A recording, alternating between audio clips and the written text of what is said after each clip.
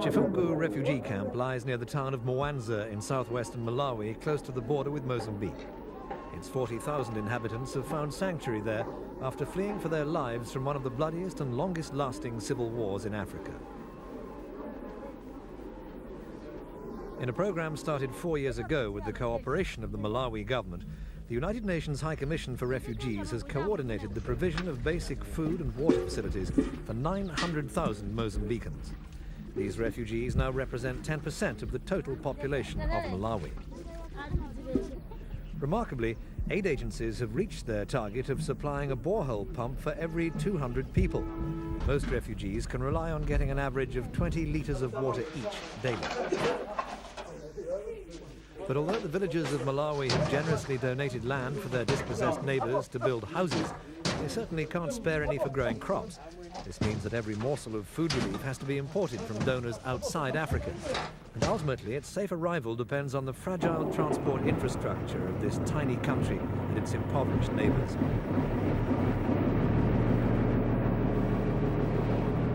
Until recently, most food relief came by truck down what's known as the Tete corridor.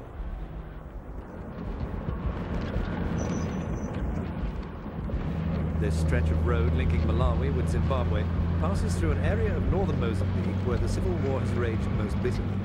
Under an agreement between the Mozambique and Zimbabwe governments, the narrow corridor was patrolled by the troops of the Zimbabwe National Army. They supervised regular convoys and kept to a minimum the number of ambushes and landmine casualties. In this way, the essential supply lines were kept open. The right-wing Renamo rebels of the Mozambique National Resistance were originally established by the Rhodesian government and backed by South Africa. For more than 10 years, they've menaced vital supply routes and undermined the economy of the Marxist Frelimo government of Mozambique. In addition to regularly blowing up the oil pipeline to Zimbabwe, Renamo troops have disrupted the railway line to Beira, as well as the one that runs between Malawi and the coastal port of Nacala. Food donations transported through there have arrived 3 to 4 months behind schedule, and the routes no longer recommended to donor agencies. But thanks to the troops from Zimbabwe, the Tete corridor remained viable. By last year, the war was at a stalemate. The Renamo rebels were being contained.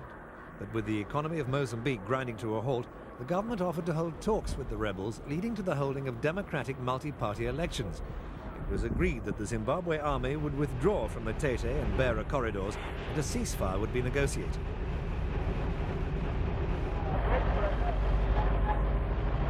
But with the withdrawal of the Zimbabwe army, the Frelimo government troops found themselves unable to cope. The convoys came under increasing attack from the uncontrolled rebel forces.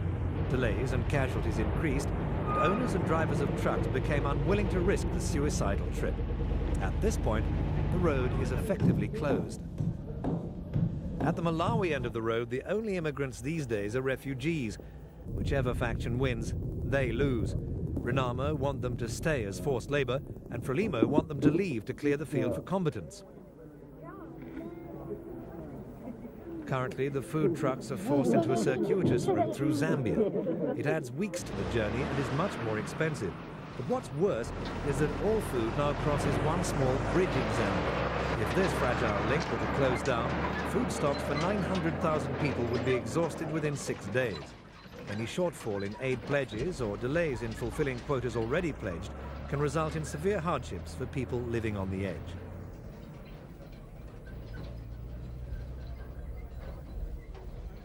But for the moment, the food continues to arrive and is dispersed to the distribution points.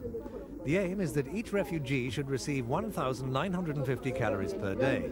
But this doesn't mean that adequate nutrition is assured. Heads of families may not distribute food equitably or may try to sell off small amounts.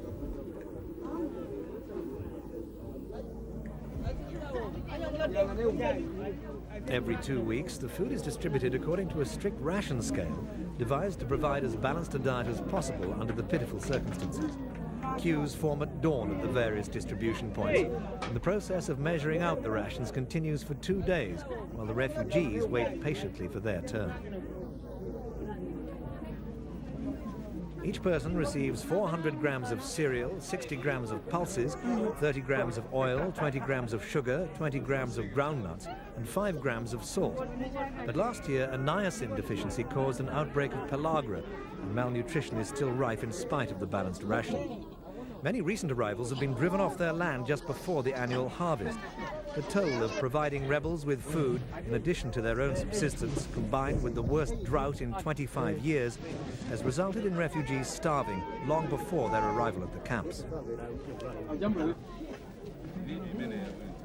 Currently, a prime worry for aid administrators is the shortfall in maize pledges for the coming period. In addition to the situation in Malawi, Ethiopia, Sudan, Angola and Liberia are facing an emergency food deficit of 4 million tons for the first half of this year. For now, this woman is one of the lucky ones. New arrivals at any of the camps scattered around the borders are provided with poles to enable them to construct shelters. Once they've built a house, they can receive ration cards after 2 weeks. But it's the children who are usually in the worst condition. This girl has had polio as well as cholera.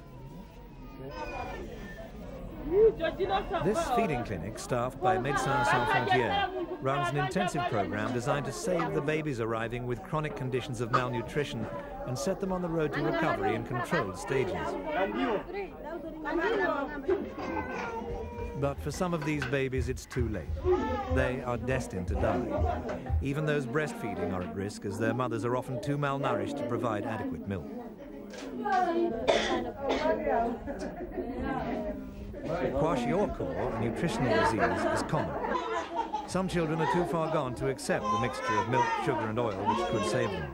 But for every child brought back from the brink, there's a spark of hope, just as long as the food keeps arriving.